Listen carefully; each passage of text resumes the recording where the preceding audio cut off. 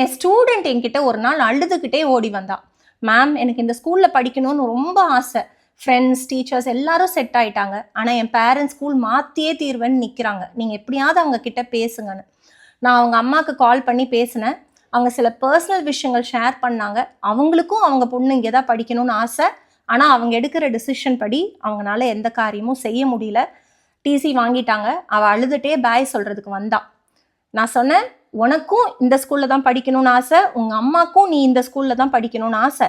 ஆனால் இந்த காரியம் செய்ய முடியாத போனதுக்கு ஒரே ரீசன் என்ன தெரியுமா?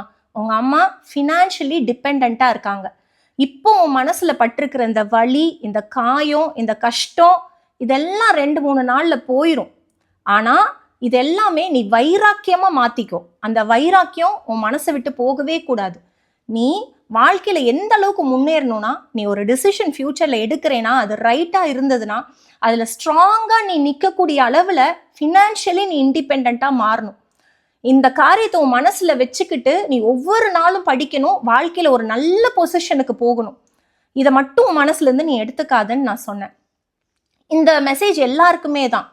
நான் ஸ்கூல்லேருந்து வரும்போது இப்போ ரீசெண்டாக கொஞ்ச நாளாக ஒரு விஷயம் நான் பார்த்துட்டே இருக்கேன். அடிக்கடி ஒரு ஸ்கூல் யூனிஃபார்ம் போட்ட பொண்ணு ஒரு கொஞ்சம் பெரிய பையன் கூட நின்று ரோட்டில் பேசிகிட்டு இருக்கா. ஃபேமிலியாக அந்த வழியாக க்ராஸ் பண்ணி வர முடியாத அளவுக்கு அந்த சீன் இருக்குது. மனசுக்கு ரொம்ப வலிக்குது.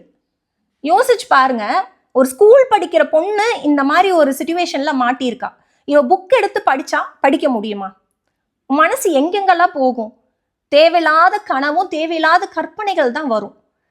நான் முன்னாடி சொன்னேன்ல, அந்த பொண்ணோட அப்பாவும் அவங்க அம்மா கால் பண்ணி பேசும்போது நீ ஹலோ சொன்னேன்னா என் காதில் தேன் வந்து பாயுதுன்னு தான் சொன்னார்.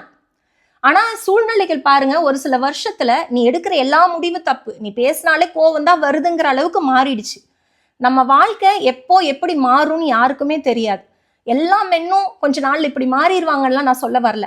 அன்பா இருக்காங்களோ இல்லை ஈகோயிஸ்டிக்காக மாறுறாங்களோ அது இல்லை நம்ம பிரச்சனை. What ever it may be, நீ எடுக்கிற டிசிஷன்ல நீ ஸ்ட்ராங்காக நிற்கக்கூடிய அளவில் நீ ஒரு ஃபியூச்சரை கிரியேட் பண்ணணும். ஃபஸ்ட்டு படி, வாழ்க்கையில் முன்னேறு. உன் சொந்த காலில் நிற்கிற அளவுக்கு நீ ஒரு ஃபியூச்சரை டெவலப் பண்ணினதுக்கு அப்புறம் நீ போய் ரோட்லலாம் இப்படியெல்லாம் நிற்கணும்னு அவசியமே இல்லை. எந்த காரியத்துக்கு பின்னாடி நீ போறியோ உனக்கு கரெக்டானது உன்னை தேடி வரும்.